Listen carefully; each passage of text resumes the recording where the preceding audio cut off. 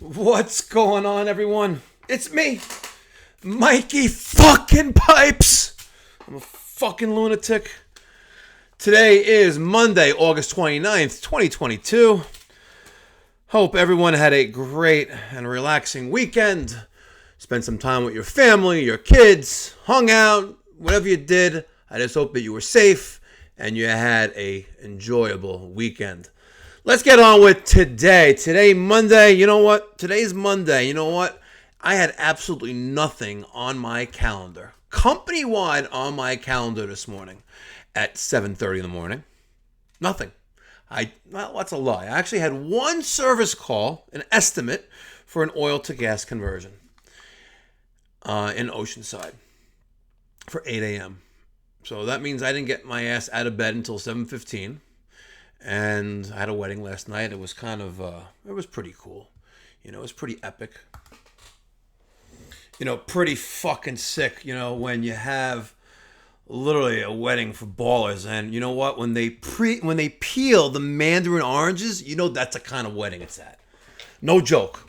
When you are at a wedding and they peel the fucking oranges, oh man, then you know you've made it. You know you made it.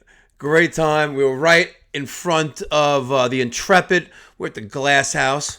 Very nice. As you can see, from one side to the other, pretty fucking epic. And a special shout out to my daughter-in-law. She's right here on the left. She's walking down the aisle. She's one of the bridesmaids. Special shout out to my daughter-in-law, Jacqueline. If you're watching, love you. All good stuff. Good stuff. Anyway, over the weekend, I created a new banner.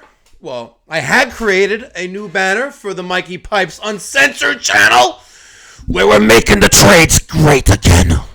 Right there. I got the South Carolina flag. For now, the New York flag. Oh, God, fucking New York. God. Oh.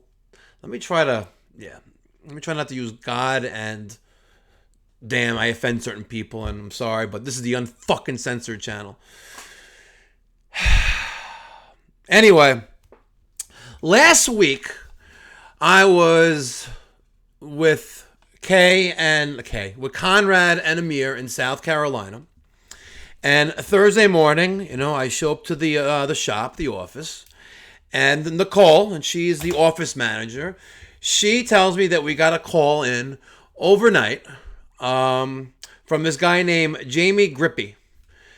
Jamie, Jamie, last name Grippi, Grippi. He's got a 919 area code, which puts him in, I believe, North Carolina, right?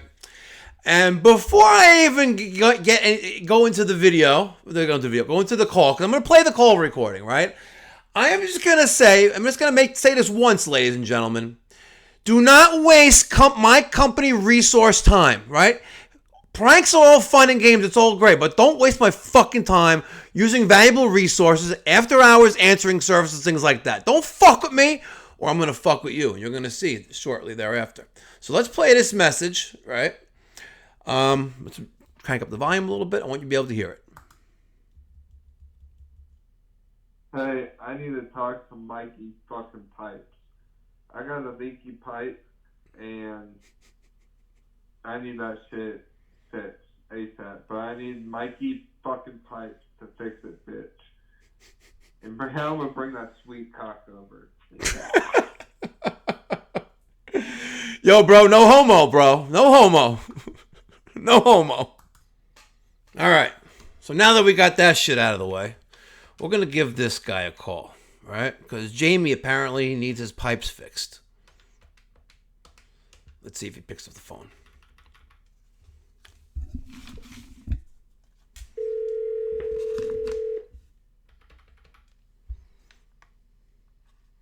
What do you think? Is he going to pick up the phone or not?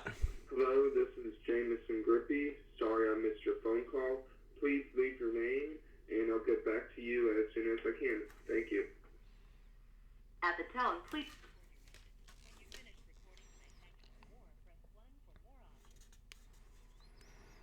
Hey, Jamie. It's me. Mikey fucking Pipes! Hey, here you got some pipes that need to be taken care of. Right? Give me a call. 516-348-6300. My direct extension is 303. So what do you think, guys? Do you think this guy is going to call me back? I'm curious. I'm curious to see if this guy, Jamie Grippi, calls back. And if you guys would like to, if you guys would like his cell number, his contact number, email me, mike@mikeypipes.com. All right? He likes to prank call, right? Maybe we'll give him a little prank call action. Anyway, you know what? I was saying earlier, 7:30 this morning, there was absolutely nothing on the calendar at all. Absolutely nothing. I just had my one estimate, an oil to gas conversion, and of course, both decision makers are not home. Right? And that's one of my requirements when we book a estimate, for a proposal for something of that nature, right? My office staff, aka my wife, who sits right there, right there. That's one of the qualifying questions. Will all the decision makers be present for the estimate? If the answer is no, okay, understood. When will be a good time where all decision makers will be present? And again, this is how my company works. I don't want to waste my time if the powers that be aren't going to be home. And I, respect my time, I'll respect yours. So if the husband and wife both need to make a decision together, great. If the husband doesn't need to make a decision, the wife can make a decision, great. But if I go to a service call, for an estimate or to gas conversion, now you got the husband on the phone asking questions, and you kind of lose that ability to read one another, because one of the number one rules of being in sales is that people will do business with you as long as they feel comfortable with you.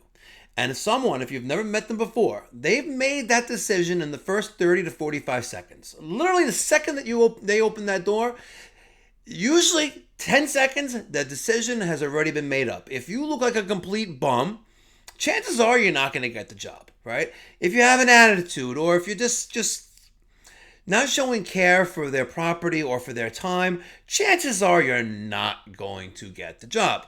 Because again, like I said, people like to do business with people they're comfortable with. So if, the woman who was very nice, let me in through the garage because the oil-fired furnace, which looks like it's 9 or 10 years old, sitting right in the back of the garage with probably maybe a 15 or 20-year-old Bach oil-fired water heater.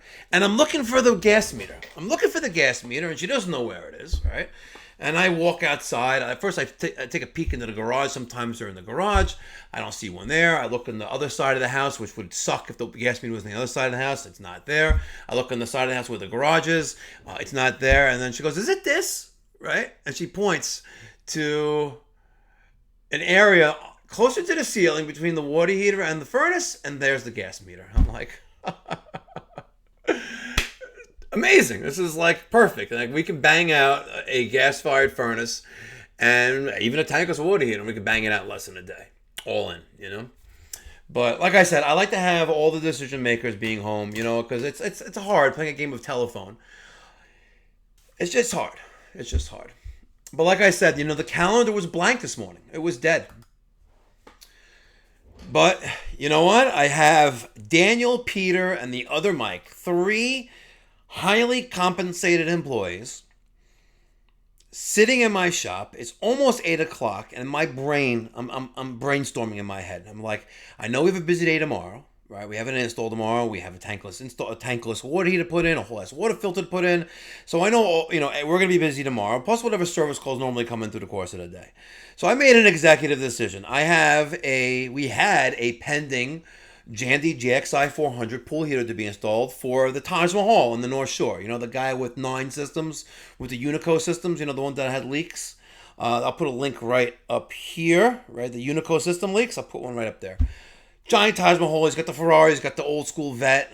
And nice guy. Really nice guy. So I remembered, you know what? I promised him last week we're going to do the Jandy. I got on the phone. I called up the distributor for Jandy.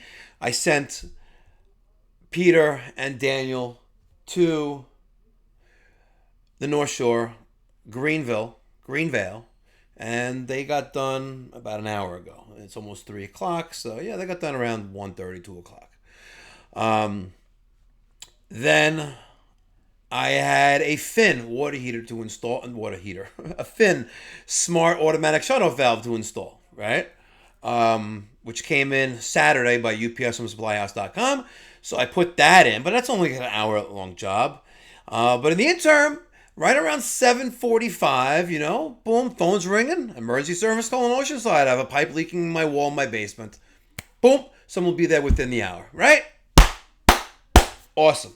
Then I remembered, a customer wants me to reroute a waste line for a condensate pump coming off a Burnham Aspen condensing boiler in the wall. It's a brand new house, but the contractor ran it outside, and apparently they were doing some construction or cleaning up outside, and the lane got clogged outside, and it flooded out the basement with 15 gallons of water.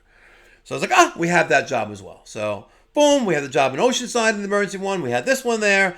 And then another service call came in, and a customer, which I posted on the Mikey Pipes Pipe Doctor channel. And the drain line was clogged on a air handler, which we never documented before. We totally overlooked it because we didn't know it was there. Seriously. They have 9 systems in this house. It's over here in Woodsburg in the southwestern corner of Nassau County and in the 5 towns. Very nice house. Very, very nice people, nice couple. All good stuff. And so I took care of that. And then another service call came in, a Badaris water heater. The relief valve was leaking. Not a water heater, on a condensing boiler. Sure enough, the Indirect, Badaris, 15, 20 years old, failed, tank within a tank failure. So with those Indirects, I don't know if any of you guys are familiar with that, but an Indirect water heater is essentially the second most efficient way of heating water. Right? The most efficient way of heating water is a tankless water heater. One of those things that hang on the wall because you have 100%, and I could be wrong by a little bit, right? You have flame heating water, heating the heat exchanger, which then is that water as it flows through it. Flash heats the water. So there's no storage of water. So it makes it very, very efficient. Yes, granted, some of these tankless water heaters use 200,000 BTUs of gas per hour, 200,000 BTUs. But it flash heats the water. So, if you want 120 degrees at your faucets, your taps, your tubs, your showers, your laundry, whatever, it flash heats the water instantly. And it takes there's a split second delay for ignition. It's very, very nice. But the second most efficient way of heating water is what we call an indirect water heater. And with an indirect water heater, you have a tank basically within a tank. Or a tank, right, the large vessel with a heating coil inside of it. Right, typically made of copper, right? And you have this large coil or a smaller inner tank, right? And the coil or the inner tank gets water from another source, like a hydronic boiler. In some cases, I've seen a steam boiler, but good luck with that because the circulator on the bottom always sludges up, whatever. But you set up the boiler, for another zone. So instead of adding a thermostat, thermo meaning air, stat control, we add an aquastat. Aqua being for water, stat being control. So water control or water temperature control. So instead of adding a thermostat to the wall, right, you're adding an aquastat to the tank, the indirect water heater, and you pipe it into the boiler as an additional zone, right? And it is the second most efficient way of heating water. Now, you have boiler water, which is typically 12, 15 psi for most residential low-pressure hydronic applications, right? Most. I'm not saying all. There are some that are set to 25, right? But most hydronic boilers in the residential setting have a pressure of 12 psi. And it maintains that 12 psi even if it's a closed loop and water is heated because you have this automatic bladder or this expansion tank, right? Anyway, imagine if the coil, right, which has house pressure, let's say it's 50, 60, whatever, psi, and you have the outer tank, which is 12 psi. Let's say a pinhole leak develops in that inner tank holding 50 psi of water pressure, domestic water pressure, right? Or a small pinhole leak develops in the coil, right, which is inside the tank, which is pressurized at 12 psi. What's going to happen to the pressure of the water inside the tank? it's going to naturally rise, right? Because you have a leak, you have you have a source of outside means adding uncontrollable pressure or additional pressure that's not needed to a 12 psi vessel. Now, this is when it gets a little more interesting, right? So the vessel is basically an extension of the boiler, right? And the entire system. So if my vessel, my indirect water heater, instead of being 12 psi is now, let's say it is 30 psi or 35 psi, that means the entire hydronic system, all the zones, all the water in the zones, and all the water that's in the boiler is now going to be 30 or 35 psi of pressure. And guess what's going to happen at 30 psi? Well, the relief valve, right, the 3/4 inch relief valve, which is designed to open at 30 psi, is going to discharge. It's going to discharge that built up pressure. So, ladies and gentlemen, in the trades, apprentice plumbers, this happened to me once, and you'll never forget the first time you have a discharge on a boiler relief valve, 30 psi relief valve, and you have an indirect water heat attached to it. Do your homework. Don't immediately assume that your expansion tank is a problem, your pressure reducing valve is a problem, right? Don't automatically assume that, right? Now, without an indirect water heater, yes, you're going to want to replace the expansion tank and the relief valve. All right, expansion tanks have life expectancies. Also, you have the pressure reducing valve. You know, they also fail. It happens. All right, guys. I was waiting for Jamie Grippi to call me back. There's Jamie Grippi. See him? There he is. Jamie, you didn't call me. What's the matter, man? Did you call in a drunken rage? You probably did. But James, my number, 516-348-6300. My extension is 303. Call me now, bitch. Call me now. I want to fix something. All right, and I would like to give a shout out to Terry from West Nyack, New York. Today's your birthday, buddy. Happy birthday. That's greetings from your wife, Gladys. Thank you very much. Sergio from Atlanta, Georgia. He sent an email. I want to give a shout out to his brother, Nick. And tomorrow is his birthday. So, Nick, happy birthday. Thanks so much for watching the channel. Guys, if your spouse, a friend, a coworker, you want to get a special shout out from Mikey Pipes, drop me an email, mike@mikeypipes.com. And here we got a letter going out to Jeremy. We got a bunch of stickers. He's in Canada. He's getting a boatload of stickers, ladies and gentlemen. He's getting series 1, 2, and 3. Here they are. There is, hold on. There's the Mikey Pipes. If you ain't testing, you're guessing. This is version 2.0. Here's the original 1.0. Right? Stickers, guys, stickers. Hacks bring me stacks. And then season's greetings, right? Before you know it, it'll be the holidays, ladies and gentlemen. If you would like any stickers, email me, mike@mikeypipes.com. Details in the description box down below. I do appreciate, and it's not expected, but you know what? Mailing stickers, to Canada is not cheap. It's $1.20 international sticker.